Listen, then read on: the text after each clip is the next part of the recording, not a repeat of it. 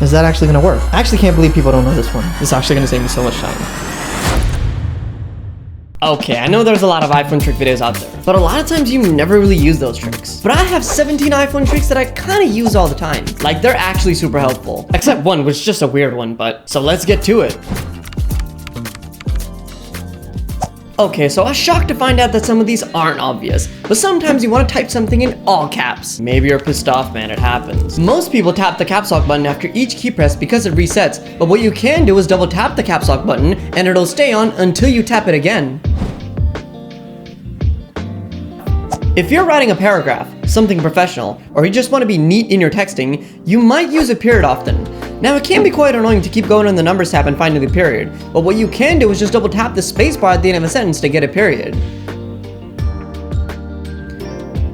If you want to move your cursor around to fix your mistakes, instead of deleting everything and retyping it, you can hold down on the spacebar and slide to precisely adjust your cursor. And by the way, you can use 2 fingers on the cursor to precisely adjust as well.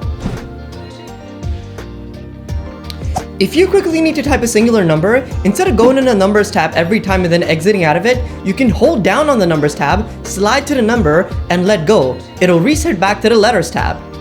Here's 3 super useful things you can do with your iPhone camera. If you open the camera and point it at some printed text, you'll see this icon pop up, and if you tap on it, you can copy this piece of text to paste anywhere else, and it works on handwriting too, as long as your handwriting is legible. Here's 2 tricks that are super useful if you travel a lot. So if you see a price somewhere, you can open the camera, scan the text like in the previous trick, and under any prices, you'll see an underline. Tap on that underline and it'll show you the price in your home currency. And the same way, if you see any foreign text, you can open the camera app, detect the text, tap this icon, and then tap translate. Much better than typing it out, because sometimes you can't type a script you've never seen before.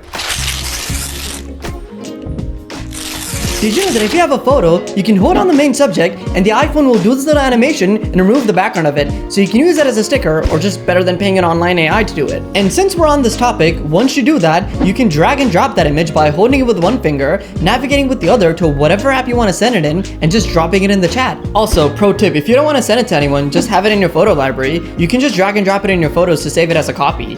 By the way, this drag and drop method works for any photos you find.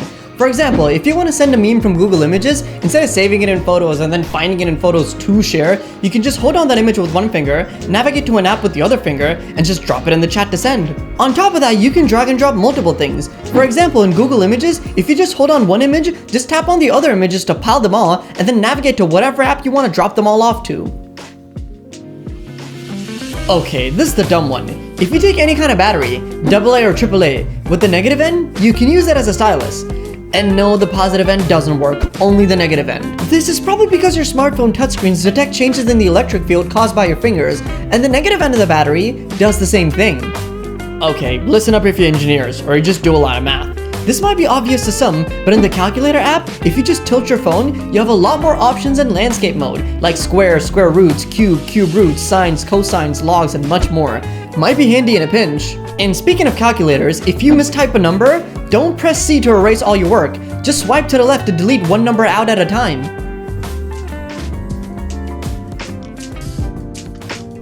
Now, these are some features that are hidden within the accessibility tab of your iPhone. First up, did you know that the back glass of your iPhone is touch sensitive? You can use it to turn on your flashlight in a pinch, or open the camera. Go into Settings, Accessibility, Touch, and scroll all the way down to Back Tap. Now you can choose a function for double or triple tap, like taking a screenshot, turning on Siri, or going back to the home page.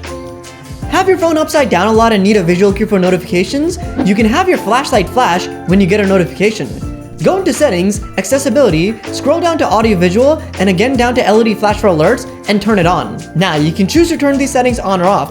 For example, you don't want your phone to flash when in silent mode, or you don't want your phone to flash when unlocked because you're actively using it and you don't want to blind the person in front of you. But now, when you get a notification, your phone will flash to let you know. Does it ever happen that you're using your phone with one hand and can't seem to reach the top of the screen without doing this weird shimmy thing?